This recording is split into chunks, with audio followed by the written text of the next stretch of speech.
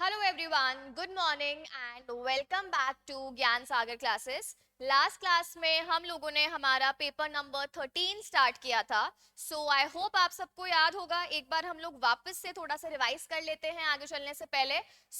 जो हमारा पेपर है उस पेपर का क्या नाम है? Corporate and economic laws. ठीक है, हमारा पेपर दो पार्ट्स में डिवाइडेड है। एक हमें किसके बारे में बात करनी थी? यहाँ पर कॉर्पोरेट लॉज के बारे में बात करनी थी। एंड जो अपना सेकेंड पोर्शन है जो हमें यहाँ पर कवर करना था वो पोर्शन रहेगा हमारा इकोनॉमिक लॉस का। ठीक है, अच्छा, अब अगर आपको याद हो लास्ट क्लास में हमने सबसे पहले मीनिंग देखा था और उससे पहले भी हमने ये चीज डिस्कस की थी कि अगर आपको कोई भी ऐसा टर्म पढ़ना हो जिसमें एक से ज्यादा वर्ड्स हैं तो क्या आपको याद है, क्या हमें उसे इंडिविजुअल पढ़ना चाहिए या हमें डायरेक्टली कंबाइंड टर्म पढ़नी चाहिए?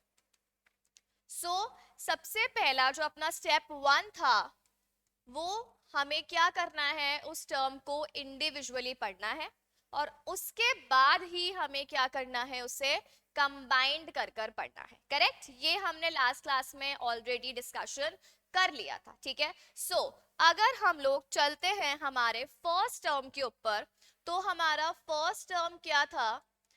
Corporate laws.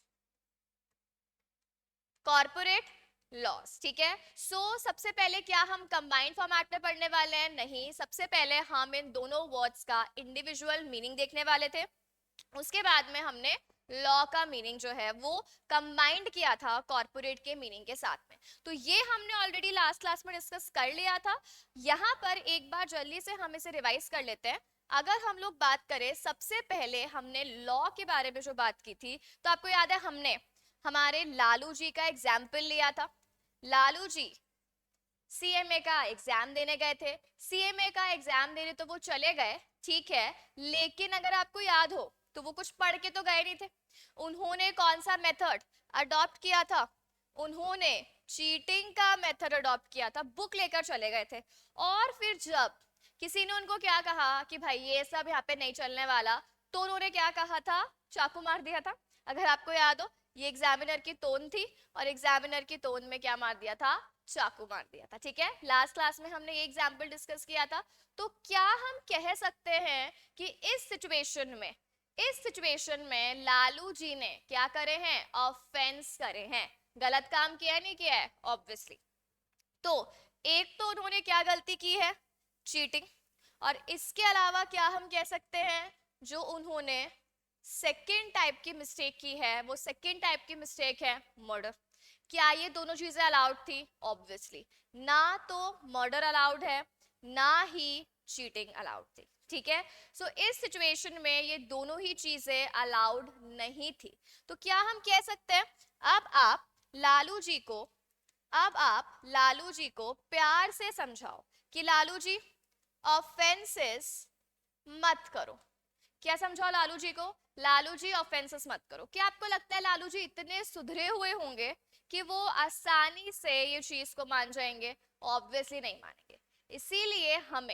इसीलिए हमें उनके ऊपर क्या एप्लीकेबल कराने होंगे? Rules and regulations. इसीलिए हमें उनके ऊपर क्या एप्लीकेबल कराने होंगे? Rules and regulations. एंड आपको याद हो हमने ये भी बात की थी कि ये जो रूल्स एंड रेगुलेशंस होते हैं, ये रूल्स एंड रेगुलेशंस कैसे होते हैं? ऑप्शनल या मैंडेटरी? अरे हम जानते हैं, तुम हमें बोल दोगे ना ये ऑप्शनल है तो हम करेंगे ही नहीं। ठीक है, लेकिन जब आपको कोई चीज मैंडेटरी है, इसका मतलब अगर आप नहीं करोगे तो उसके क्या आ जाएंगे? कॉन्सिक्वेंसेस आ जाएंगे।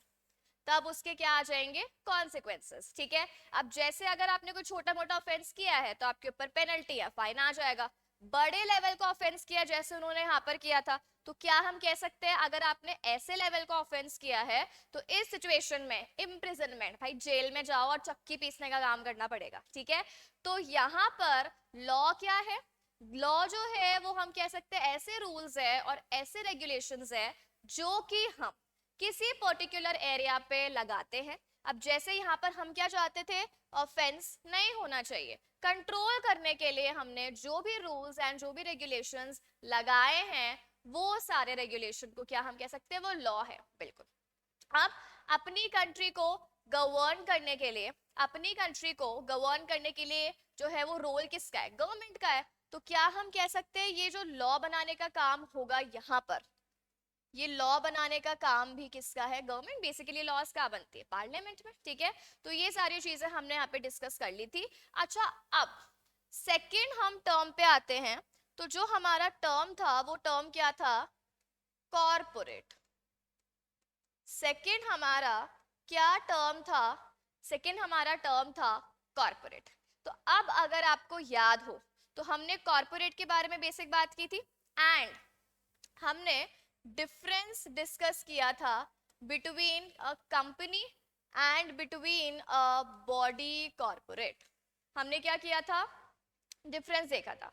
तो आप जल्दी से बता दो क्या क्या सारे फीचर्स थे जो दोनों में सेम थे एंड देन कौन सा ऐसा पॉइंट था जो हमने बात की थी कि वो पॉइंट दोनों में डिफर करता है और उसकी वजह से बॉडी कॉर्पोरेट और जो अपनी कंपनी है वो एक दूसरे से डिफरेंट माने जाते हैं, ठीक है।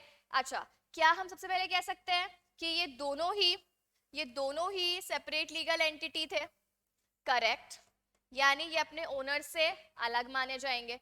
क्या हम कह सकते हैं आर्टिफिशियल पर्सन है? अगर आपको याद हो, गॉड ने बनाया है क्या? नहीं, किसने बनाया है? लॉ ने बनाया है। अच्छा, क्या हम कह सकते हैं क्रिएटेड बाय लॉ आ जाएगा यहाँ पे? Absolutely, created by law. अच्छा, क्या मैं यहाँ पर कंपनीज एक्ट लिखूं या मैं यहाँ पर लिख सकती हूँ any law? Created by companies act लिखूं या मैं यहाँ पर एनी लॉ लिख सकती हूँ? अब जैसा आपको याद होगा, अगर हमने बॉडी कॉर्पोरेट के बारे में बात की है तो वहां पर हम एनी लॉ लिखेंगे। वेर एज अगर हम किसके बारे में बात कर रहे हैं? कंपनी के बारे में बात कर रहे हैं, तो यहाँ पर हम क्या लिखेंगे? Created under companies act, created under companies act. अच्छा, अब ये जो आपकी कंपनीज एक्ट होगी, क्या हम कह सकते हैं ये 2013 वाली एक्ट होगी या फिर इसके अलावा जो पहले प्रीवियस वाली एक्ट थी लाइक 1956 ले लो, उससे प्रीवियस वाली 1913 ले लो, ठीक है। सो कंपनीज एक्ट में बनी है तो वो किस में आ जाएगी? कंपनी में। किसी भी अदरवाइज एक्ट में बनी है वो किस में आ जाएगी? यहाँ पे बॉडी कॉर्पोरेट में, ठीक है। तो आई होप सबको ये याद होगा, नहीं भी है तो अभी हमने जल्दी से उसको रिवाइज कर लिया। सो इंडिविजुअली हमने मीनिंग कवर कर लिया, इंडिविजुअली हमने मीनिंग कर लिया। किस किस का हमने मीनिंग कवर कर लिया? एक तो हमने कॉर्पोरेट का मीनिंग कवर कर लिया एंड सेकेंडली हमने लॉ का मीनिंग कवर कर लिया। अब अगर हमें इन दोनों टर्म्स को आपस में क्या करना है? कंबाइन करना है। अगर हमें इन दोनों टर्म्स को अब आपस में क्या करना है? कंबाइन करना है। तो क्या हम कंबाइन कर सकते हैं? अच्छा, अगर आपको याद हो, अभी जो हमने लॉ का एग्जाम्पल लिया था, वो लॉ के एग्जाम्पल में हमने जो रूल्स एंड रेगुलेशंस अप्लाई किए थे, ठीक है, वो किस पे अप्लाई किए थे? क्या उसने जो मर्डर किया था, क्या हम कह सकते हैं वो क्रिमिनल ऑफेंस है? क्या हम कह सकते हैं कि जिस एरिया पे हमने वो लॉ को अप्लाई किया है वो जो एरिया था वो क्रिमिनल नेचर का था? तो ऐसी लॉ अगर आपने क्रिमिनल एरिया पे अप्लाई किया है, अगर आपने लॉ क्रिमिनल मैटर्स के ऊपर अप्लाई की है, तो क्या हम उसे क्रिमिनल लॉ बोल सकते हैं? बिल्कुल। बट हमें क्रिमिनल लॉ नहीं पढ़नी है, ठीक है। ये मर्डर वर्डर वाली चीज है। हमें तो याद है आपको, हमें तो किसके बारे में पढ़ना है? बिजनेस के बारे में पढ़ना है। तो क्या हम यहाँ पर ये चीज बोल सकते हैं कि अगर आपने लॉ को कौन से डोमेन में या कौन से एरिया में एप्लीकेबल किया? आपने लॉ को कॉर्पोरेट डोमेन या कॉर्पोरेट एरिया में एप्लीकेबल किया है, तो उस सिचुएशन में जो आपकी लॉ है उस लॉ को हम लोग क्या बोलेंगे? Corporate law. उस लॉ को हम लोग क्या बोलेंगे? कॉर्पोरेट लॉ, ठीक है। तो आई होप सबको समझ में आ गया होगा। अगर आपने लॉ को कौन से एरिया में अप्लाई करा है, अगर आपने लॉ को कॉर्पोरेट में अप्लाई करा है, तो ऐसी लॉ को हम क्या बोलेंगे? Corporate law. अब डेफिनेशन हम लोग खुद ही बना सकते हैं। क्या हमें रिक्वायरमेंट है कुछ याद करने की या कुछ रट्टा मारने की? बिल्कुल नहीं। आपको इंडिविजुअल वर्ड्स का मीनिंग पता है ना, अब अप्लाई करो। देखो, सबसे पहले क्या मैं लिख सकती हूँ? Law applicable to, law applicable to कौन सा sector, law applicable to corporate sector is known as, इस लॉ को हम क्या बोल देंगे, कॉर्पोरेट लॉ। क्या डिफिकल्टी थी इसमें? तो ऐसे ही अगर आपको इंडिविजुअल वर्ड का मीनिंग समझ में आ गया ना, एग्रीगेट तो हम ऑटोमेटिकली कर सकते हैं। So when a law has been applied to any area, वो उस वाले एरिया को लगा दो और वो वाली लॉ बन जाएगी। जैसे अभी हमने प्रीवियस एग्जांपल में क्या किया था, क्रिमिनल मैटर पे लगाया था। वैसे ही अगर अब हम उस लॉ को कहाँ एप्लीकेबल करा रहे हैं, कॉर्पोरेट सेक्टर पे एप्लीकेबल करा रहे हैं, तो ऐसी लॉ क्या बन जाएगी, कॉर्पोरेट लॉ। क्या ये चीज समझ में आ गई? सो इंडिविजुअल का मीनिंग देन एग्रीगेट का मीनिंग। अब हमें इसको लर्न करने की जरूरत ही नहीं थी। तो ऐसे बहुत सारे कंसेप्ट है जहां पर आपको लगता होगा कि यार ये रट्टा मारने से ही होता है, पर ऐसा कुछ भी नहीं होता है। अगर आपको मीनिंग पता है ना, तो हम अपनी लैंग्वेज में लिख सकते हैं। ऐसा कुछ नहीं होता है कि आपको जो बेयर एक्ट होती है वो कॉपी पेस्ट कर आनी होती है एग्जाम में, वो पॉसिबल ही नहीं है, ना वो हमें करना है। ठीक है, आपको लॉ का इंटेंशन समझ में आना चाहिए कि ये लॉ क्यों बनी है, क्या लॉजिक है इसके पीछे, और इसके अलावा आपको क्या समझ में आना चाहिए कि हिंदी में मतलब बेसिकली जो आपको कॉन्टेक्स्ट है वो पता होना चाहिए कि अच्छा ऐसे ऐसे होता है, इसके ये बेनिफिट्स हैं, अगर आप ऐसा नहीं करोगे तो क्या डिसएडवांटेजेस है। अगर आपको ये सारी चीजें पता है ना, तो फिर आप अपनी लैंग्वेज में लिखकर आ सकते हो। तो ये माइंडसेट निकाल दो कि ओ बेयर एक्ट है, जैसा लॉ बनी हुई है पार्लियामेंट की वैसी हमें कॉपी पेस्ट कर आनी होती है, ऐसा कुछ भी नहीं होता है। अपनी लैंग्वेज में ही लिखना होता है, तो आपको मीनिंग समझ में आना चाहिए। वही अगर आप रट कर जाते हो ना उसको कि अच्छा हमें तो रटना है, तो आप इतनी मोटी बुक देख के चक्कर आ जाएंगे, शिट। फिर आप बोलते हो लॉ डिफिकल्ट है, थ्योरी डिफिकल्ट है। डिफिकल्ट आप उसको बना रहे हो, डिफिकल्ट वो है नहीं। ठीक है, तो हम यहाँ पर एक एक टॉपिक को ऐसे ही अंडरस्टैंड करेंगे और उसके बाद में हम उसके क्या बनाएंगे, प्रॉपर हैंड रिटन नोट्स भी बनाने वाले हैं। करेक्ट। सो ये अभी हमने क्या देख लिया, कॉर्पोरेट लॉ। अच्छा, अब कॉर्पोरेट लॉ जैसा कि हमने बात की थी कि जो हमारा ये कॉर्पोरेट लॉ वाला पोर्शन है, ये पोर्शन हमारा कितने मार्क्स का है, 60 मार्क्स का है। जो हमारा कॉर्पोरेट लॉ वाला पोर्शन है, ये हमारा पोर्शन कितने मार्क्स का है, 60 मार्क्स का पोर्शन है। ठीक है, अब ये 60 मार्क्स का पोर्शन भी 3 पार्ट्स में हमें इसको डिवाइड करना है। इस पोर्शन को भी हमें 3 पार्ट्स में डिवाइड करना है। देखो, इसमें फर्स्ट पार्ट, इसको फर्स्ट कर लेते हैं, इसमें first part, then second part and then third part. अब जो अपना पार्ट ए का फर्स्ट पार्ट है, फर्स्ट पोर्शन है, इसमें हमें क्या पढ़ना है, कंपनीज एक्ट। जो हमारा फर्स्ट पोर्शन है, इसमें हमें क्या पढ़ना है, कंपनीज एक्ट के बारे में पढ़ना है। ठीक है, देन अगर हम लोग बात करें सेकेंड वाला, तो जो अपना सेकेंड वाला पोर्शन है, सेकेंड वाले पोर्शन में हमें किसके बारे में बात करनी है, सेकेंड पोर्शन में हमें पढ़ना है IBC 2016। IBC 2016। अच्छा, अभी IBC क्या है, insolvency and bankruptcy code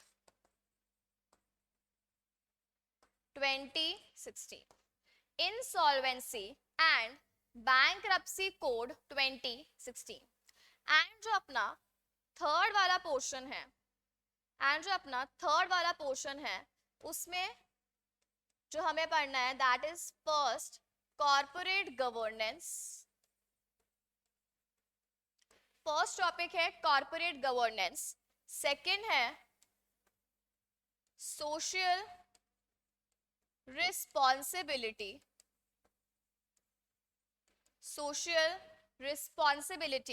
and third topic है हमारा सस्टेनेबिलिटी। थर्ड टॉपिक है हमारा सस्टेनेबिलिटी। सो जो अपना 60 मार्क्स का पोर्शन है, किसका पोर्शन है वो 60 मार्क्स का, पार्ट ए वाला जो पोर्शन है टोटल, अगर हम उसको बाइफरकेट करते हैं तो वो भी अगेन 3 पार्ट्स में डिवाइडेड है। फर्स्ट पोर्शन जो है वो हमारा कौन सा है, कंपनीज एक्ट का। अच्छा अब एक चीज बताओ, यहाँ पर हम कौन सी लॉज पढ़ रहे हैं, कॉर्पोरेट लॉज पढ़ रहे हैं, लेकिन कॉर्पोरेट लॉज में एक बात बताओ, कंपनी भी आएगी या नहीं आएगी। अच्छा अब एक चीज याद करो जो हमने प्रीवियस क्लास में डिस्कस की थी, जो एकदम लास्ट टॉपिक था हमारा उस वीडियो का। अगर हम लोग बात करें तो आपको याद है मैंने आपको दो स्टेटमेंट्स दिए थे, जिसमें से एक स्टेटमेंट वाज करेक्ट और एक स्टेटमेंट वाज इनकरेक्ट, है ना। तो एक स्टेटमेंट में हमने क्या बात की थी, company includes body corporate. First statement, company includes body corporate. And अगर हम सेकेंड स्टेटमेंट को उल्टा लिख दें, body corporate includes company, body corporate includes company. और इस स्टेटमेंट को आंसर करने के लिए हमें स्कोप को पता करना बहुत इंपॉर्टेंट है। We need to find out कि स्कोप किसका वाइड है। वो आपको याद है क्या, कंपनी जो है वो तो सिर्फ कौन सी एक्ट वाली होती है, कंपनीज एक्ट वाली, तो एक ही लॉ है। अब जब एक ही एक्ट है तो स्कोप तो नैरो हो ही जाएगा ना। वेयर एज अगर हम लोग किसके बारे में बात कर रहे हैं, बॉडी कॉर्पोरेट, तो बॉडी कॉर्पोरेट में अगर हम लोग बात करते हैं तो वहां पर बहुत सारी लॉज कवर है, ठीक है। तो इस सिचुएशन में क्या हम कह सकते हैं कि बॉडी कॉर्पोरेट का स्कोप वाइडर है, and that is why body corporate किसको इंक्लूड करती है, बॉडी कॉर्पोरेट कंपनी को इंक्लूड करती है, ठीक है। तो अब यहाँ पर क्या हम कह सकते हैं कि जो हमारे कॉर्पोरेट लॉज है उसमें कंपनी तो ऑटोमेटिकली आ जाएगी ना, बिकॉज कंपनी तो इंक्लूडेड होती ही होती है। तो इसीलिए जो हम यहाँ पर फर्स्ट पोर्शन पढ़ने वाले हैं, जो हमारा फर्स्ट पोर्शन है वो कौन सा है, कंपनीज एक्ट का। तो कंपनीज एक्ट वाले पोर्शन की अगर हम लोग बात करें तो यहाँ पर हमें क्या पढ़ना है, एक कंपनी और उस कंपनी के ऊपर कंपनी को गवर्न करने के लिए जो एक्ट है, क्या क्या लॉज, क्या क्या रूल्स एंड क्या क्या रेगुलेशन बनाए हुए हैं, और क्या क्या प्रॉब्लम्स उनसे सॉल्व हो जाएंगी। और अगर आप उन प्रॉब्लम्स को नहीं मानते हो तो देन आपके ऊपर कौन कौन सी पेनल्टीज एप्लीकेबल हो जाएंगी। तो क्या हम कह सकते हैं कि इस सिचुएशन में कंपनी के ऊपर एक्ट कैसे एप्लीकेबल होगी, एक्ट नहीं मानोगे तो क्या होगा, वो सब कुछ हमें कहाँ पढ़ना है, अपने फर्स्ट पोर्शन में, ठीक है। चलो अब चलते हैं हमारे सेकेंड पोर्शन पे। जो हमारा सेकेंड पोर्शन है वो है आईबीसी। बहुत ही इंटरेस्टिंग टॉपिक है और काफी स्कोप है इसमें प्रैक्टिस करने के लिए भी। देखो यहाँ पर आईबीसी जो है, आईबीसी क्या है, इंसॉल्वेंसी एंड बैंक्रप्सी बोर्ड। अच्छा अब एक चीज सुनो, अब एक चीज सुनो, हम अभी डिटेल में नहीं बात कर रहे हैं बट एक बेसिक आइडिया ले रहे हैं कि होता क्या है। अगर हम लोग बात करें, एक कंपनी है, ठीक है, एक कंपनी, अच्छा सब बताओ, आर्टिफिशियल पर्सन है। अब वो आर्टिफिशियल पर्सन है तो हम कह सकते हैं it is created by law, ठीक है। अब ये एक पर्सन है तो क्या हम कह सकते हैं कंपनी के असेट्स भी होंगे और कंपनी की लायबिलिटीज भी होंगी, करेक्ट। कंपनी के असेट्स भी होंगे एज वेल एज कंपनी की क्या होंगी, कंपनी की लायबिलिटीज भी होंगी, दोनों ही चीजें हैं। अब मान लो कंपनी अच्छा फंक्शन कर रही है, कर रही है, कर रही है, लेकिन कुछ टाइम बाद कंपनी को आता है आलस, अब हमसे नहीं हो पाएगा, अब बिजनेस जैसे चल रहा है वैसे चलने दो। अब कंपनी के मैनेजमेंट के लोगों की ये अप्रोच हो गई कि जैसा चल रहा है वैसे चलने दो, भाड़ में जाए। क्या एक बात बताओ, ऐसी अप्रोच रखोगे तो क्या आप बिजनेस को प्रॉफिट कमा सकते दे सकते हो क्या? बहुत टाइम तक क्या होगा, चलो ठीक है चल रहा है, पर एक पॉइंट ऐसा आएगा जब आपकी लाइबिलिटीज तो बढ़ती जाएंगी, प्रॉफिट नहीं हो रहा, नहीं हो रहा, नहीं हो रहा, आपके असेट्स क्या हो जाएंगे, कम हो जाएंगे। या मान लो चलो आप, मतलब मैनेजमेंट भी आलसी नहीं है, पर कभी कभी क्या होता है, मार्केट की सिचुएशंस खराब हो जाती है, मार्केट में रिसेशन आ जाता है, ठीक है, या और भी बहुत सारे रीजंस हो सकते हैं कि आप जो है वो असेट्स को नहीं बढ़ा पा रहे हो, पर आपकी लायबिलिटीज, लायबिलिटीज क्या होती है, हमारी डेट्स, जो आपके डेट्स हैं वो काफी ज्यादा बढ़ गए। अब जब आपके डेट ज्यादा हैं, लायबिलिटी ज्यादा है, आपके ऊपर इतना कर्जा है पर आपके पास असेट नहीं है उसके लिए, तो क्या हम कह सकते हैं कंपनी के लिए सरवाइव करना बहुत ही इशू वाली बात हो जाएगी, ठीक है। तो इस सिचुएशन में हमें इस प्रॉब्लम को सॉल्व करना है, चलने दे भाड़ में जाए, नहीं, सॉल्व करना ही पड़ेगा, बिकॉज कंपनी में कितने सारे लोगों का फंड लगा हुआ है, कितने सारे लोगों का इंटरेस्ट इन्वॉल्व है या नहीं। तो इतने सारे लोगों के साथ आप गलत थोड़ी कर सकते हो कि ऐसे ही ठीक है चलने दो भाड़ में जाए, हमें क्या मतलब है, नहीं। क्या हम कह सकते हैं असेट्स कम है और लायबिलिटीज ज्यादा है तो ये एक प्रॉब्लम है?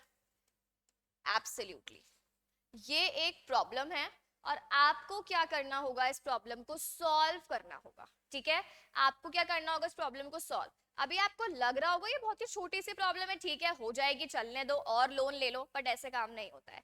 हमें प्रॉपर तरीके से इस प्रॉब्लम को सॉल्व करना होगा। पर कभी कभी क्या होता है, हमारी लाइफ में प्रॉब्लम सॉल्व हो जाती है और कभी कभी वो प्रॉब्लम बिल्कुल ही सॉल्व नहीं हो पाती है। तो प्रॉब्लम को हम ट्राई करेंगे सॉल्व करने का, बट कुछ सिचुएशंस मान लो हमने अपना 100% दिया, 200% दिया, बट स्टिल वो प्रॉब्लम सॉल्व अगर नहीं होती है, तब आप क्या करोगे? तब आप क्या करोगे? कंपनी को गोली मार दो। अब गोली कैसे मारनी है, मतलब बंद करने की बात होगी, वो हम बाद में बात करेंगे। ठीक है, सो बेसिकली ये कंपनी की सिचुएशन, जब कंपनी को प्रॉब्लम आ जाती है तो हम उस प्रॉब्लम से उस कंपनी को कैसे बाहर निकालेंगे, कैसे वो प्रॉब्लम को सॉल्व करेंगे, और अगर प्रॉब्लम सॉल्व नहीं हुई तब कंपनी को कैसे गोली मारनी है, वो सारी की सारी चीजें हमें किसमें पढ़नी है? वो सारी चीजें हमें पढ़नी है IBC 2016 में। वो सब कुछ हमें कहाँ पढ़ना है? IBC 2016 में। अभी हमने बहुत ही बेसिक बात की है, पूरा हम इसका कंटेंट पढ़ने वाले हैं, पूरा पोर्शन ही है ये 10 मार्क्स का। तो अभी हमने ओनली किसके बारे में बात की? इंट्रोडक्शन, कि ठीक है अपना सब्जेक्ट है, तुम्हें पता होना चाहिए कि हमें बेसिकली किस किस के बारे में बात करनी है। ठीक है, तो ये इंट्रोडक्शन हो गया सेकेंड पोर्शन का। अब हम लोग चलते हैं थर्ड पोर्शन पे। अब जो हमारा थर्ड पोर्शन है, वो थर्ड पोर्शन कौन सा है? Corporate governance, social responsibility and sustainability. अब देखो बेसिकली अगर हम बात करें तो एक कंपनी है, अगर हम लोग बात करें एक कंपनी है, एक कंपनी अच्छा कहाँ पे, क्या हवा में उड़ रही होगी? क्या नहीं, जमीन पे ही होगी। उसके आसपास सोसाइटी होगी, उसके आसपास इन्वायरमेंट होगा। अब आपको लग रहा है एक कंपनी बहुत अच्छा प्रॉफिट तो कमा रही है, एक कंपनी बहुत अच्छा प्रॉफिट तो कमा रही है, बट पोल्यूशन बहुत ज्यादा है। बट पोल्यूशन एक्सट्रीम लेवल का पोल्यूशन कर रही है। उस कंपनी के तुम आसपास से गुजरोगे ना, तुम व्हाइट होकर एकदम मस्त फेस वॉश करके निकले थे, तुम गए और तुम एकदम ऐसे ब्लैक बन गए, तो अच्छा लगेगा? जाओगे ही नहीं। ठीक है, इसके अलावा क्या हम कह सकते हैं कि जो कंपनी है, मान लो वो बहुत ज्यादा ट्रीज काट रही है, पेड़ वगैरह काट रही है। ठीक है, अब उसका काम भी ऐसा हो सकता है, पर वो कुछ इंप्रूवमेंट नहीं कर रही है। इसका मतलब हम कह सकते हैं इन्वायरमेंट को उसकी वजह से बहुत ज्यादा क्या हो रहा है? लॉस हो रहा है। इन्वायरमेंट को क्या हो रहा है? बहुत ज्यादा लॉस हो रहा है। या फिर आपको क्या दिखता है?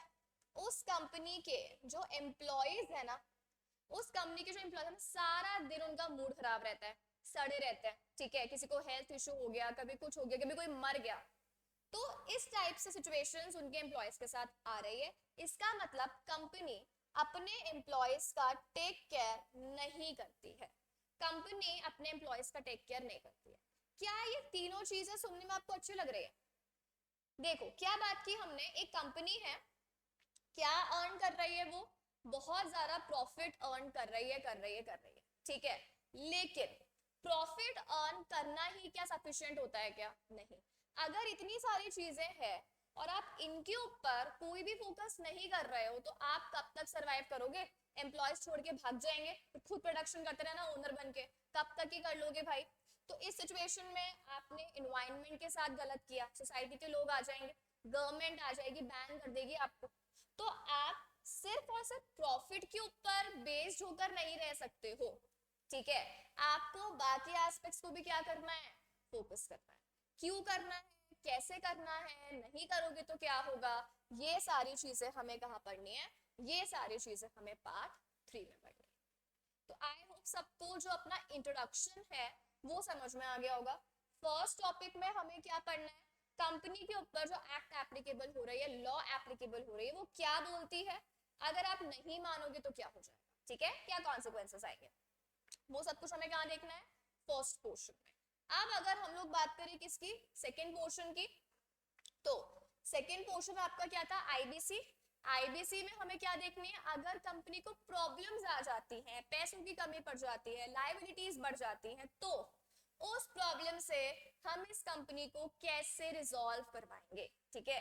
और रिजॉल्व नहीं हुआ तो कंपनी को कैसे गोली मारनी है, वो सब कुछ भी हम कहाँ देखेंगे, आईबीसी। एंड देन प्रॉफिट कमाने से सिर्फ काम नहीं चलता भाई, आजकल के टाइम पे एक्स्ट्रा एफर्ट भी करना पड़ता है, ठीक है। अगर आप रिलेशनशिप की भी बात करो तो करना पड़ता है ना, ऑब्वियस सी बात है। तो कंपनी को भी प्रॉफिट कमा कर दोगे ना आजकल के टाइम पे तो कोई भी सेटिस्फाइड नहीं होगा। प्रॉफिट इंपॉर्टेंट है बट अदरवाइज चीजें भी इंपॉर्टेंट है, एनवायरनमेंट भी इंपॉर्टेंट है, सोसाइटी भी इंपॉर्टेंट है, एम्प्लॉयज भी इंपॉर्टेंट है। कैसे है, क्यों है, क्या करना है, वो सब कुछ हम कहाँ देखने वाले हैं, हमारे पार्ट 3 में देखने वाले हैं, ठीक है। तो ये जो आपका पार्ट ए के तीनों टॉपिक्स का हमने क्या देख लिया, इंट्रोडक्शन देख लिया। अच्छा, अब अगर हम लोग बात कर लेते हैं वेटेज की, तो अगर हम वेटेज की बात करें तो सबसे पहले जो हमारा फर्स्ट वाला पोर्शन है उसका वेटेज है, अच्छा ये 60 मार्क्स में से हम लोग बात करें कि 60 में से फर्स्ट वाला पोर्शन जो है वो कितना परसेंट कैरी करता है, 40, मतलब 40 मार्क्स का यहाँ पर वेटेज इसका है। इसके बाद में ये 10% एंड देन ये 10%, तो क्या हम कह सकते हैं ये टोटल कितना हो गया 60, ठीक है। 40 प्लस 10 ये मार्क्स ही हैं बेसिकली, ये 40 मार्क्स का है, ये 10 मार्क्स का है एंड देन रिमेनिंग भी हमारा 10 मार्क्स का। तो इस तरीके से कंबाइन अगर हम लोग करते हैं तो ये वाला पोर्शन आपका कितने मार्क्स का आ जाता है, 60 मार्क्स का आ जाता है, ठीक है। तो ये हमें पार्ट 1 में देखना है। पर पार्ट 1 को चैप्टर को बिगिन करने से पहले एक बार जो अपना सेकेंड वाला पोर्शन है, सेकेंड वाले पोर्शन को भी हम थोड़ा सा इंट्रोडक्शन बात कर लेते हैं। उसके बाद में प्रॉपरली हम लोग अपना जो पार्ट ए का फर्स्ट टॉपिक है उसका चैप्टर बिगिन कर लेंगे, ठीक है। बट उससे पहले एक बार हम लोग देख लेते हैं सेकेंड जो टॉपिक था। अच्छा, आपको याद है अपना पेपर क्या है, CEL। CEL में हमने CL तो पढ़ लिया, दैट इज कॉर्पोरेट लॉ का इंट्रोडक्शन। इसके अलावा अब E से क्या है, इकोनॉमिक लॉस। E से क्या है, इकोनॉमिक लॉस। अब सबको लॉ का मीनिंग तो पता ही है, कोई बोल मत देना लॉ का मीनिंग नहीं पता, सबको पता ही होगा, ठीक है। अब हम किसके बारे में बात करने वाले हैं, इकोनॉमिक के बारे में बात करने वाले हैं, ठीक है। कॉर्पोरेट का मीनिंग हमें पता है, लॉ का मीनिंग हमें पता है, अब हम बात करेंगे इकोनॉमिक के मीनिंग की। अच्छा, सबने बचपन में पढ़ा ही होगा इकोनॉमिक्स, सबका ये सब्जेक्ट होता है ऑलमोस्ट। तो इकोनॉमिक्स क्या हम कह सकते हैं, इट डील्स विद आपकी economy, entire economy, entire country. तो क्या हम कह सकते हैं पूरी इकोनॉमी के बारे में जो भी हम बात कर रहे हैं वो किस में आ जाएगा, इकोनॉमिक में ही तो आ जाएगा। अच्छा, अब अगर हम लोग बात करें इकोनॉमी के बारे में या इकोनॉमिक के बारे में तो उसमें हम कह सकते हैं 3 टाइप के। अच्छा, क्या होता है, आपके गुड्स होते हैं, आपके सर्विसेज होते हैं। गुड्स को आप मैन्युफैक्चर करोगे, देन आप क्या करोगे, आगे जाके उसको डिस्ट्रीब्यूट करोगे, लोग उसको कंज्यूम करेंगे। तो बेसिकली यहाँ पर जो आपके इकोनॉमिक्स है उसमें 3 टाइप की मेन एक्टिविटी आती है, प्रोडक्शन,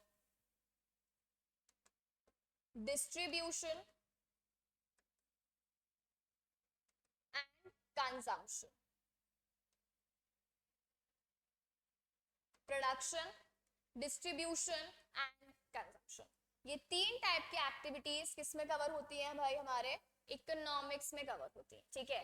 अब आपने ये सारी एक्टिविटीज की हैं, अगेन अपनी मनमानी कर लोगे अगर हमने इसके ऊपर कोई रूल्स एंड रेगुलेशन नहीं लगाए तो जिसके जो मन में आए वो करेगा। अच्छा, आप गए, वो जो आपको पता होगा वो 10 रुपए की वो जो 3 पेन्स आती हैं, ठीक है। अब है ना, वो पेन आप दुकान वाले के पास गए और वो आपको बोलता है 1 लाख रुपए, वो आपको क्या बोलता है 1 लाख रुपए, क्या करोगे आप, उसको चाड़ा मार के आ जाओगे, बेवकूफ बना रहा है हमें, इतने पागल लगते हैं हम लोग, 1 लाख रुपए का पेन है ये, ठीक है। तो अब आपको वो चीज पता है। अच्छा, अगर वो बंदा नहीं मान रहा तो आपके पास और ऑप्शंस भी है ना, क्योंकि क्या आप ये कह सकते हो कि वो पेन को एक ही बंदा जो प्रोड्यूस कर रहा है, नहीं, कितने सारे लोग हैं, ठीक है। और इसके अलावा प्राइस भी जो रहेगी वो भी एक मिनिमम प्राइस पे दे ही रहे हैं ना बाकी सारे के सारे लोग, तो आप उससे क्यों लोगे। तो बेसिकली हम कह सकते हैं अगर हमने इस सेक्टर को भी रेगुलेट करने के लिए रूल्स एंड रेगुलेशन नहीं बनाए तो लोग अगेन क्या करेंगे, अपनी मनमानी करेंगे, और फिर अपनी मनमानी करेंगे तो फिर आपको प्रॉब्लम होगी, गवर्नमेंट को प्रॉब्लम होगी। तो इसीलिए प्रोडक्शन, डिस्ट्रीब्यूशन, कंजम्पशन, ये सारी एक्टिविटीज को भी रेगुलेट करने के लिए जो हम लॉ बना रहे हैं ये सारी एक्टिविटीज को भी रेगुलेट करने के लिए जो हम लॉ बना रहे हैं, क्या हम कह सकते हैं इकोनॉमिक लॉ है। कॉर्पोरेट लॉ याद करो, कॉर्पोरेट्स को रेगुलेट करने के लिए जो हमने लॉ बनाया है वो कौन सा लॉ है, कॉर्पोरेट लॉ। अब यहाँ पर इकोनॉमिक को रेगुलेट करने के लिए जो हमने लॉ बनाया है, इकोनॉमी को रेगुलेट करने के लिए जो हमने लॉ बनाया है, वो लॉ कौन सा लॉ है, इकोनॉमिक लॉ। क्या हम स्टेटमेंट लिख सकते हैं, क्या हम स्टेटमेंट लिख सकते हैं, बिल्कुल। Any law which governs, any law which governs or regulate our economy, any law which governs or regulates our economy, ऐसे लॉ को हम क्या बोलते हैं, economic law. What is that law called, economic law. So any law which governs or regulates economy is known as economic law. अब आपको दिख रहा है, अगर हमें इंडिविजुअल वर्ड का मीनिंग पता है, आपको लॉ का मीनिंग पता है, rules and regulation mandatory, parliament ने बनाया है, आप उसको किसी भी एक सेक्टर पे लगा लो, किसी भी डोमेन पे लगा लो, जिस भी डोमेन पे आपने लगाया है उसका नाम बन जाएगा। जैसे हमने क्रिमिनल का एग्जांपल लिया, कॉर्पोरेट का एग्जांपल लिया, बिजनेस का एग्जांपल लिया, अब यहाँ पर हमने इकोनॉमिक का एग्जांपल लिया है, तो बेसिकली स्टेटमेंट तो ऑटोमेटिक बन गया। So any law which governs or which regulate कौन सा सेक्टर, इकोनॉमिक सेक्टर और entire economy is known as economic laws. अगर हम लोग एग्जांपल की बात कर लें, जैसे अभी एक तो हमने बात की ही थी, अगर उसको एलैबोरेट करें तो आपने सुना होगा पहले के जमाने में क्या चलती थी, मोनोपोली। यानी जैसे अभी हमने 1 लाख रुपए की बात की, मान लो वो अकेला ही सेलर है, अकेला ही मैन्युफैक्चरर है पेन्स का, अकेला ही सेलर है। अब आपको सीएमए के एग्जाम्स देने, आपको पता है कि आपको पूरे जयपुर में ये अकेला ही मिलेगा, नहीं तो आपको किसी और सिटी से लाना पड़ेगा, तब ट्रैवल करके तो जाओगे नहीं, उसमें एडिशनल कॉस्ट आएगी। तो जयपुर में अगर आपको पेन लेना है तो वो पेन जो है, 1 लाख तो चलो बहुत ही एक्सट्रीम हो गया था, मान लो वो जो पेन 3 रुपए का मिलता है, उसके वो लेट्स से 150 रुपीज चार्ज कर रहा है, दे दोगे ना, क्योंकि आपको पता है मोनोपोली वाला बंदा है। अगर आप इससे नहीं लोगे तो आपके पास कोई चॉइस है, अब हाथ काट के तुम खून से तो लिख कर नहीं आओगे ना, मतलब इतना इंपॉर्टेंट तो नहीं मानोगे तुम पेपर को, ठीक है। तो इस सिचुएशन में अब आपको यहाँ पर ये पेन लेना ही पड़ेगा, बट ये कब था, जब ऑप्शन नहीं है, ये कब था, जब मोनोपोली है। पर अभी के टाइम पे क्या मोनोपोली है, नहीं, अभी के टाइम पे क्या है, कंपटीशन। एक ही चीज के लिए हजारों लोग बैठे हैं, हजारों सेलर्स बैठे हैं, आप डिमांड तो करो। और अब इतने सारे लोग हैं तो क्या हुआ, ऐसे अननेसेसरी अपने अकॉर्डिंग प्राइस चार्ज कर सकते हैं, नहीं। क्या हम कह सकते हैं कि ये जो भी सेलिंग एंड बाइंग वाली एक्टिविटी है, ये इकोनॉमिक एक्टिविटी है, ऑब्वियसली इकोनॉमिक्स में तो आएगा ये। तो अब आपने कंपटीशन को प्रमोट करना है, ठीक है, मोनोपोली को एलिमिनेट करना है, कंपटीशन भी फेयर कंपटीशन होगा, अनफेयर नहीं होगा। तो वो सारी चीजों के लिए भी हमने लॉ बना दिया, वो सारी चीजों के लिए भी हमने लॉ बना दिया। कौन सा लॉ है, कंपटीशन एक्ट 2002। तो वो हमें लॉ कहाँ पढ़ना है, हमारे यहाँ पे इकोनॉमिक लॉ से पढ़ना है, ठीक है। इसके अलावा अगर हम लोग एक और एग्जाम्पल ले, अच्छा आजकल के टाइम पे क्या ऐसा है सिर्फ इंडिया में ही डील करोगे, नहीं, एक्सपोर्ट करोगे, इंपोर्ट करोगे, बाहर ट्रैवल करने भी जाओगे, बाहर इन्वेस्टमेंट भी कर सकते हो। यानी क्या हम कह सकते हैं कि आपका काम आजकल के टाइम पे सिर्फ इंडिया तक रेस्ट्रिक्ट नहीं है, फॉरेन कंट्रीज में भी आप जाओगे और काम भी करोगे, ऑब्वियस सी बात है। तो इस सिचुएशन में अगर आपका वर्क या आपका जो भी ट्रैवलिंग वगैरह या स्टडी भी आ सकता है यहाँ पे, लेकिन वो किससे रिलेट कर रहा है, फॉरेन कंट्री से रिलेट कर रहा है। फॉरेन कंट्री है और वहां तुम पहुंच जाओ इंडियन रुपीज लेकर, भगा देंगे, गेट लॉस्ट भाई, चलते हैं क्या यहाँ पे, क्या बोलेंगे, हमारे यहाँ की करेंसी लेकर आओ, यहाँ डॉलर लेकर आओ। तो क्या हम कह सकते हैं ये सब काम करने के लिए you will require foreign currency. तो अब फॉरेन करेंसी वाली चीजें हैं भाई, इतना इंटरनेशनल लेवल पे काम हो रहा है, ऐसे ही खुला छोड़ दोगे क्या लोगों को, नहीं। इसके लिए भी आपको क्या बनानी पड़ेगी, लॉ बनानी पड़ेगी। इसके लिए भी आपको क्या बनानी पड़ेगी, लॉ। कौन सी लॉ होती है हम बाद में पढ़ेंगे, बट अभी नाम देख लेते हैं, पेमा। कौन सी लॉ है, पेमा। फेमा क्या है? Foreign exchange management act. Foreign exchange, foreign currency manage करना है हमें इसको। कैसे क्या रूल्स रेगुलेशंस हैं पढ़ लेंगे। तो ये लॉ भी किसका पार्ट बनेगी? हमारे इकोनॉमिक लॉ। अगेन क्या ये सब इकोनॉमिक एक्टिविटी है या नहीं है? बिल्कुल, ठीक है, हो ही रहा है इसमें। बाइंग, सेलिंग, प्रोडक्शन, कंजप्शन, घूमना, पैसा, ये सारी की सारी चीजें किसमें आ जाती हैं? हमारे इकोनॉमिक एक्टिविटी में आ जाती है। और इकोनॉमिक एक्टिविटी के लिए जो भी आपने लॉ बनाई है, क्या वो इकोनॉमिक लॉ है? क्या कंपटीशन लॉ इकोनॉमिक लॉ है? बिल्कुल। फेमा आ जाएगी उसमें, बिल्कुल, ठीक है। तो ये अच्छा, इसके अलावा अगर एक दो और एग्जांपल ले लें, आपने पढ़ा होगा आजकल साइबर क्राइम कितना ज्यादा बढ़ रहा है, हैकिंग वगैरह कितनी ज्यादा हो रही है, ठीक है, ऑनलाइन फ्रॉड्स कितने ज्यादा हो रहे हैं। तो इस सिचुएशन में साइबर क्राइम को भी तो हमें प्रिवेंट करना है। तो जो भी आपकी ऑनलाइन एक्टिविटीज होती हैं, इवन बाइंग सेलिंग होता है, वहां पर साइबर क्राइम को भी आपको प्रिवेंट करना है। उसके लिए भी हमारे पास साइबर सिक्योरिटी लॉज बने। तो ये सारी की सारी चीजें जो इकोनॉमिक्स से रिलेट करती है, ये सब कुछ हमें कहाँ पढ़ना है? Economic loss. डिटेल में हम सब कुछ बात करने वाले हैं। अभी के लिए बस आपको पता होना चाहिए कि आपसे कोई पूछ ले कि सब्जेक्ट में तुम क्या पढ़ने वाले हो, तो ये मत बोलना जब पढ़ेंगे तब के तब देखेंगे, नहीं। हमें हमारे सब्जेक्ट के बारे में पढ़ने से पहले ही पता होना चाहिए कि आपको इसमें एक्चुअली पढ़ना क्या है। डिटेल ऑब्वियसली नहीं पता हो सकती बिगिनिंग में, पर इंट्रोडक्शन तो जान सकते हो, ठीक है। तो इसीलिए यहाँ पर हमें दोनों जो हमारे लॉज थे, कॉर्पोरेट लॉज भी as well as economic laws भी, हमने उन दोनों का क्या कवर कर लिया है? हमने उन दोनों का मीनिंग कवर कर लिया, ठीक है। चलो, अच्छा, इकोनॉमिक लॉज जो पोर्शन है हमारा, वो पोर्शन हमारा 40 मार्क्स का है। एक बार हम लोग यहाँ पर देख लेते हैं बुक से। देखो, सबसे पहले हमने किसके बारे में बात की थी? Section A. तो सेक्शन ए वही 60 मार्क्स का है, जिसमें से 3 टॉपिक्स हैं। 40 का कंपनीज एक्ट, आईबीसी 10 का, एंड देन सीजी है आपको कितने मार्क्स का? 10 का। देन सेक्शन बी पे आ जाओ। अगर हम लोग बात करें सेक्शन बी की, तो सेक्शन बी कौन से वाले लॉज हैं? इकोनॉमिक्स। और कितना पार्ट बच गया? अब 40 वाला पोर्शन बच गया, 40 मार्क्स। अब देखो यहाँ पर जो आपके लॉज हैं, इसमें से एक आपका सेबी रेगुलेशंस है जो 10 मार्क्स का है। एक आपका सेबी रेगुलेशंस है जो कितने मार्क्स का है? 10 मार्क्स का है। इसके अलावा बाकी सारे जो भी लॉज हैं वो सब 5-5 मार्क्स के ईच है। अब ये मत सोचना कि इतने से ही है, हमारे कोर्स में हमें इतना इन डेप्थ सिलेबस नहीं दिया हुआ है, हमें ओनली इन सारे लॉज का इंट्रोडक्शन दिया हुआ है, और जो भी एकदम इंपॉर्टेंट टॉपिक्स होते हैं वो दिए हुए, ठीक है।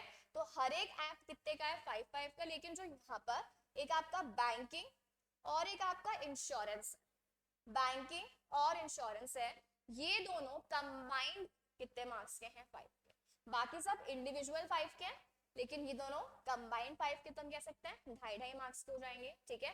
तो इस तरीके से हमारा पूरा सब्जेक्ट जो है वो एलोकेटेड है, ठीक है। चलो, फाइनली अब हम लोग स्टार्ट करने वाले हैं अपना जो फर्स्ट पोर्शन रहेगा। जो हमारा फर्स्ट पोर्शन रहेगा वो कौन सा रहेगा? फर्स्ट टॉपिक ही है जो अपना कंपनीज एक्ट का पोर्शन है, 40 मार्क्स वाला पोर्शन है, तो इसको हम स्टार्ट करने वाले हैं। अच्छा, अगर आपको पैटर्न ध्यान हो तो पैटर्न हमारा कैसा रहेगा? सबसे पहले हम लोग जो भी टॉपिक है उस टॉपिक को हम अंडरस्टैंड कर लेंगे, एंड देन हम लोग इस टॉपिक के क्या बनाएंगे? Hand written notes. देन हम लोग इस टॉपिक के क्या बनाएंगे? हैंड रिटन नोट्स, ठीक है। और इसके अलावा जो आपको प्रॉपर लैंग्वेज वाले नोट्स हैं कंपाइलर, वो भी आपको प्रॉपर मिल जाएगा। तो आपके पास में हैंड रिटन भी अवेलेबल होगा, एंड देन जो कंपाइलर है वो भी आपके पास में अवेलेबल हो जाएगा, ठीक है। चलो, तो अपन फाइनली चैप्टर स्टार्ट करने वाले हैं। पर चैप्टर स्टार्ट करने से पहले जो भी अभी हमने प्रीवियस स्लाइड्स में इंट्रोडक्शन देखा है और जो हमने वेटेज का एलोकेशन देखा है, तो वो आप एक बार इंडेक्स बना, ठीक है। तो आपको पता रहेगा कि कौन सा चैप्टर कितने वेटेज का है। तो आपको आगे जाके फिर ये दिमाग में लगाना, ओ कितना पढ़ना चाहिए इस चैप्टर को। इंडेक्स है तो बार बार बुक भी देखने की रिक्वायरमेंट नहीं पड़ेगी। तो जो हमने पहले बाइफर्केशन लिखा था वो आप 1-2 पेज छोड़ दो और उसको कॉपी कर लेना। चलो, अब हम लोग फाइनली अपना स्टार्ट करने वाले हैं टॉपिक जो अपना चैप्टर है।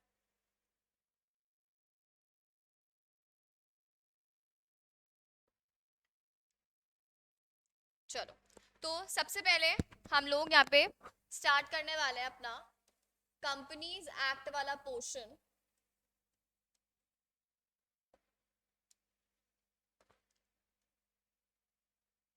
और ये पोर्शन 40 मार्क्स का है। तो ये पार्ट ए का भी फर्स्ट टॉपिक है। पार्ट ए का भी ये फर्स्ट टॉपिक है। ठीक है, चलो अब इसमें chapter one introduction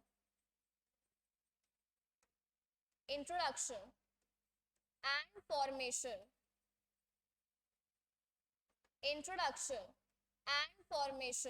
of a company. Introduction and formation of a company. अच्छा, इस चैप्टर में हमें क्या क्या चीजें डिस्कस करनी है। सबसे पहले तो हमें क्या बात करनी है कि एक कंपनी क्या होती है, कंपनीज एक्ट जो है उसमें कितने सेक्शंस हैं, एक्ट का हम थोड़ा बहुत इंट्रोडक्शन लेंगे। देन हम क्या बात करेंगे, कंपनी बनती कैसे। ठीक है, तो थोड़ा बहुत पोर्शन किसका रहेगा, इंट्रोडक्शन देख लेंगे हम लोग, और उसके बाद में हम क्या देखेंगे, एक कंपनी किस तरीके से फॉर्म होती है। ठीक है, चलो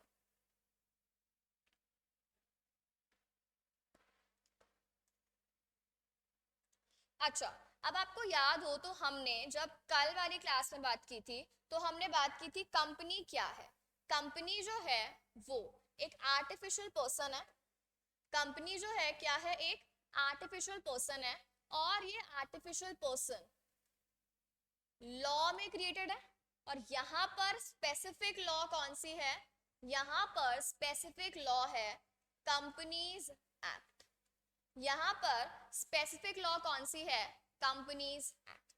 कौन सी वाली कंपनीज एक्ट, प्रेजेंट वाली। लेकिन आपको याद हो, अगर हमने पहले भी बात कर ली थी कि अगर कोई आर्टिफिशियल पर्सन इस कंपनीज एक्ट में या प्रीवियस कंपनीज एक्ट में, प्रीवियस कौन सा है 1956, अगर इस कंपनीज एक्ट में दैट इज 13 वाले में बन रहा है, या फिर 13 वाले से पहले 56 वाले में है, या उससे पहले वाले एक्ट 1913 और उससे पहले जितने भी है ना, सब में। ऐसा नहीं है कि अब ये नया वाला एक्ट आ गया तो 56 वाली एक्ट वाली कंपनीज को हम वॉइड मान लेंगे, वैलिड नहीं मानेंगे, ऐसा कुछ नहीं होता है। कंपनीज एक्ट में बने हुए हो आप, ठीक है, आप कंपनी माने जाओगे। तो अभी हम क्या पढ़ने वाले हैं कि पहले वाला जो एक्ट था ना, वो पहले वाले एक्ट को चेंज कर कर कौन सा एक्ट लेकर आया गया, नया। अब देखो क्या होता है, आपको पता है जो अपना एनवायरनमेंट है क्या वो डायनामिक है या रिजिड है। अपना जो एनवायरनमेंट है क्या वो डायनामिक है या रिजिड है, ऑब्वियसली डायनामिक है, दैट मींस एवर चेंजिंग है। तो क्या हम कह सकते इतना पुराना एक्ट अभी के टाइम पे चल पाएगा, नहीं। पुराने वाले एक्ट में ऐसे एंडलेस प्रोविजंस थे जो एक्सट्रीम थे, मतलब बहुत ज्यादा, जिनकी भी रिक्वायरमेंट भी नहीं थी। तो हम बार बार क्या कर रहे थे, उनको चेंजेस करते थे, तो बहुत ज्यादा खिचड़ी बन गई थी। ऐसा नहीं होता जैसे मान लो अगर आप एक ही चीज को, एक ही आपने कॉपी बना ली है लाइक 11 से, और आपको लग रहा है ये टॉपिक अभी तक चल रहा है, तो हम वही वाली कॉपी को खींचते जाएं रिक्वायर्ड चेंजेस करते जाएं। लेकिन ऐसे वो बहुत प्रॉब्लम नहीं लगेगी आपको, अब तो समझ ही नहीं आ रहा, ओवर हो गया। फिर आपको क्या लगता है, इतने चेंजेस करने पड़ रहे हैं, चलो एक नई कॉपी बना लो। ठीक है, तो वैसे ही यहाँ पे हुआ। अब सिचुएशन चेंज हुई, तो 56 वाले एक्ट में बहुत सारे प्रोविजंस ऐसे थे जो कि रेलेवेंट नहीं थे प्रेजेंट सिनेरियो के अकॉर्डिंग, और बहुत एक्सट्रीम प्रोविजन थे, इतनी प्रोविजंस की जरूरत भी नहीं थी। ठीक है, तो इसीलिए फाइनली 13 में क्या किया गया, एक्ट को ही चेंज कर दिया गया और सारे नए प्रोविजंस ऐड कर दिए गए। कुछ कुछ चीजें सेम रहेंगी बट बहुत सारी चीजें 13 वाले एक्ट में चेंज कर दी। और 56 वाला एक्ट बहुत वाइड था, उसमें से सेक्शंस को यहाँ पर कम भी कर दिया। ठीक है, अच्छा मैंने यहाँ पर एक वर्ड बोला सेक्शंस। अब एक बात बताओ, क्या पूरे एक्ट को, या तुम नॉर्मली एक चीज बताओ, आपके पास में पूरी बुक एक ही पैराग्राफ लिखा हुआ हो, आपके पास में पूरी बुक में एक ही पैराग्राफ लिखा हुआ हो, 600 पेज की बुक मान लो, ना कहीं पर कोई स्पेस है, चलता जा रहा है, ना कोई बुलेट्स है, ना कोई एरोज है, ना कोई नंबरिंग है, पागल नहीं हो जाओगे? हमें तो पैराग्राफ जो होते हैं, छोटे छोटे पैराग्राफ पढ़ने में भी नींद आती है, और तुम बोल रहे हो कि 600 पेज की बुक में कहीं खत्म ही नहीं हो रहा वो पैराग्राफ, कहीं पे स्टॉप ही नहीं है, फुल स्टॉप वगैरह होंगे बट स्पेसिंग नहीं है, पॉइंट्स नहीं है, बुलेट्स नहीं है, अच्छा लगेगा? ऑब्वियसली नहीं लगेगा, समझ ही नहीं आएगा, खिचड़ी बन जाएगी। वैसे ही अगर हम इतने बड़े एक्ट की बात करते हैं, इतने बड़े एक्ट की बात करते हैं, तो आपको क्या लगता है अगर आपको पूरा एक्ट ऐसे एक ही साथ दे दिया जाए तो क्या आप उसको पढ़ पाओगे, समझ पाओगे, भाग जाओगे? बोलोगे हाथ जोड़ लिए, लॉ तो हम पढ़ ही नहीं सकते। इसीलिए उस एक्ट को अंडरस्टैंड करने के लिए और वहां पर अलग अलग टॉपिक वाइज हम उसको क्या करते हैं, अलग अलग पार्ट्स में डिवाइड कर देते हैं। तो कुछ कुछ यहाँ पे सेक्शंस होते हैं, ठीक है, कुछ कुछ यहाँ पे स्केड्यूल्स होते हैं, पार्ट्स होते हैं, तो हम उनको टॉपिक के अकॉर्डिंग या हम कह सकते हैं जो अपनी कन्वीनियंस के अकॉर्डिंग, हम नहीं करेंगे, ये पार्लियामेंट में ऑलरेडी जो लॉ बना रहे हैं वो ही आपको करके देंगे, ठीक है। सो इस अकॉर्डिंग एक्ट को हम अलग अलग पार्ट्स में डिवाइड करते हैं यहाँ पे। चलो, तो हम लोग क्या बात कर रहे थे, पहले कौन सा एक्ट था 56, इससे पहले भी एक्ट से, बट प्रेजेंट सिनेरियो के अकॉर्डिंग एप्लीकेबल नहीं था, दैट इज व्हाई हमें एक्ट को चेंज करना पड़ा। तो अभी एट प्रेजेंट कौन सा एक्ट है, 2013, ठीक है। चलो अब इसके बारे में हम थोड़ा सा इंट्रोडक्शन लिख लेते हैं, तो आप लोग लिखना स्टार्ट करो। यहाँ पे चैप्टर का नेम देख लो, introduction and formation of a company. अब पहले वाले कंपनीज एक्ट थे, बट अभी हमें अभी वाला और एक 56 वाला थोड़ा सा लिखना है। आप चाहो तो 1913 भी लिख सकते हो, बट ठीक है। Then companies act 1956 and then companies act 2013, companies act 1956 and then companies act 2013।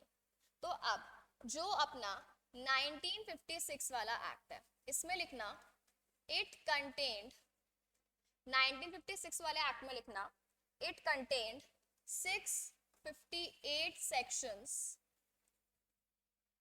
it contained 658 sections under 13 parts and 15 schedules. It contained 658 sections. पुराने वाले एक्ट में सेक्शंस देख लो भाई कितने हैं, 658 सेक्शंस थे, ठीक है। और उसमें भी अगर हम लोग पार्ट्स देखें 13 पार्ट्स और 15 स्केड्यूल्स थे। बट अगर हम लोग बात करें किसकी, कंपनीज एक्ट 2013 की, तो इसमें लिखना it was notified on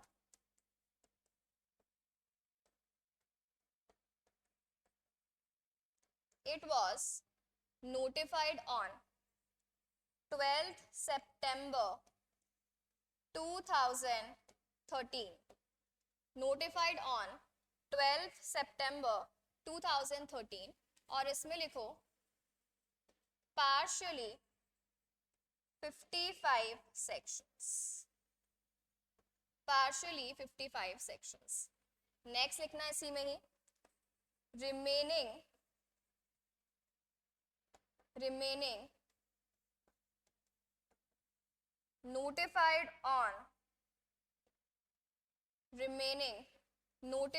on 26 March 2014, 26 March 2014, 168 sections, 168 sections applicable with effect from 1st April 2014, applicable with effect from 1st April 2014।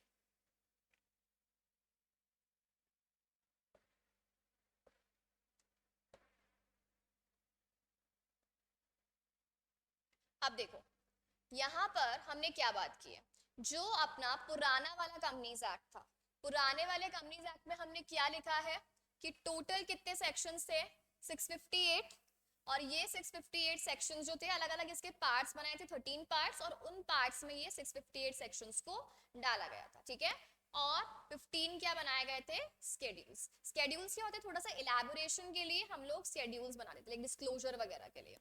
अब इसके बाद में क्या बोला है, जो अपना नया वाला एक्ट है, नया वाला एक्ट जो है वो नोटिफाई कब किया गया था? 12 सितंबर 2013 पर। पूरा नहीं, ओनली कितने सेक्शंस? 55 सेक्शन। इसीलिए हमने यहाँ पे क्या टर्म यूज किया? पार्शियली नोटिफाई किया गया था। कौन सी डेट को? 12 सितंबर, ठीक है। और जो रिमेनिंग वाला था, रिमेनिंग वाला कब नोटिफाई किया गया था? 26 मार्च 2014। पर वो एप्लीकेबल कब से हुआ था? 1 अप्रैल 2014। और जो रिमेनिंग सेक्शंस थे वो यहाँ पर आए थे, जिसके बाद भी बहुत सारे अलग अलग सेक्शंस आते गए थे, ठीक है। चलो अब इसके बाद में नेक्स्ट लिखना। अब हम प्रॉपर लिख रहे हैं कि अभी टोटल मिलाकर कंपनीज एक्ट में कितने सेक्शंस हैं, कितने स्केड्यूल्स हैं, वो सब कुछ, ठीक है। चलो यहाँ पर हेडिंग बनाओ, कंपनीज एक्ट 2013, कंपनीज एक्ट 2013। इसमें लिखना it contains 470 sections. It contains 470 sections. Then 7 schedules and 29 chapters.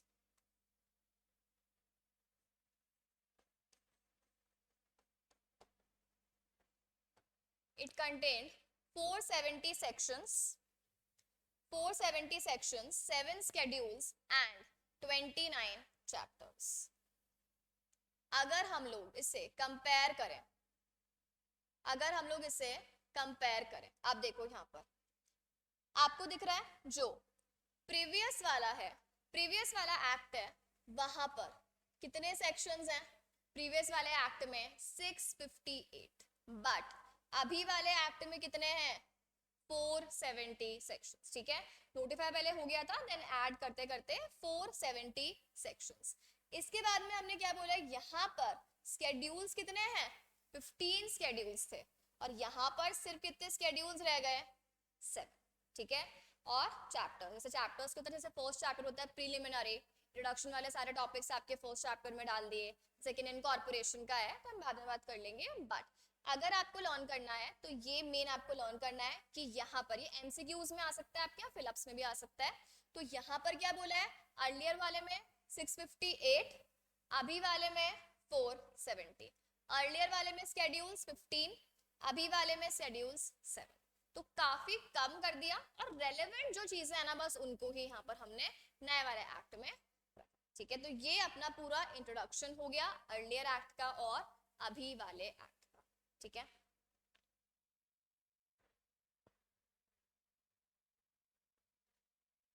Earlier act का और अभी वाले एक्ट का, इसको आपको अपनी कॉपी में नोट करना है पूरा, फर्स्ट चैप्टर बना के। और इसके बाद में जो भी रिमेनिंग टॉपिक है वो हम लोग कल बिगिन करेंगे प्रॉपर। कल से हम लोग स्टार्ट करने वाले हैं हमारी कंपनी की डेफिनेशन, कि कंपनी होती क्या है। वैसे हमने इंट्रोडक्शन में बात कर ली, बट वो बेसिक बात की थी। अब हम प्रॉपर लॉ क्या बोलता है, लॉ के अकॉर्डिंग हम लोग किसके बारे में बात करने वाले हैं? कंपनी की डेफिनेशन के बारे में बात करने वाले हैं, एंड देन कंपनी के फीचर्स वगैरह क्या होते हैं, सो वो हमारे नेक्स्ट लेक्चर में रहने वाले हैं, ठीक है। सो आई होप सबको समझ में आया होगा आज हमने जो भी चीजें डिस्कस की हैं। अगर हम एक बार शॉर्ट में जल्दी से रिवाइज कर लें, देखो सबसे पहले हमने मीनिंग पढ़ा, किसका? कॉर्पोरेट लॉज का। सेकंड हमने मीनिंग पढ़ा इकोनॉमिक लॉज का। देन हमने कॉर्पोरेट लॉज के 3 पोर्शन पढ़े, जिसमें हमें एक पढ़ना है कंपनीज एक्ट, एक पढ़ना है आईबीसी, और एक CG, social responsibility and sustainability, correct. इसके अलावा इकोनॉमिक लॉज में हमने देखा जो इकोनॉमिक के ऊपर, इकोनॉमिक एक्टिविटी, इकोनॉमी, इन सब पे एप्लीकेबल हो रहे हैं। उसमें हमने क्या बात पढ़ी? एग्जाम्पल्स, ठीक है। जैसे हमने कंपटीशन का एग्जाम्पल लिया, फेमा का एग्जाम्पल लिया, देन हमने इन सब के क्या पढ़ लिए? बाइफर्केशन। एंड देन फाइनली हमने जो अपना फर्स्ट टॉपिक है, फर्स्ट पार्ट है, वो स्टार्ट किया है, कौन सा वाला? कॉर्पोरेट लॉज वाला। और कॉर्पोरेट लॉज वाले पोर्शन में हमने सबसे पहले कौन सा टॉपिक स्टार्ट किया है? Companies act. और उसका भी हमने क्या स्टार्ट किया है? फर्स्ट चैप्टर, जिसमें आज हमने बहुत ही बेसिक बातें की है कि 56 वाले एक्ट में क्या था एंड देन अमेंड होकर जो अभी नया वाला एक्ट आया है उसमें क्या चेंजेस हैं सेक्शंस में और स्केड्यूल्स। ठीक है, इसके रिमेनिंग हम लोग नेक्स्ट क्लास में कंटिन्यू करते हैं। Thank you everyone and have a nice day.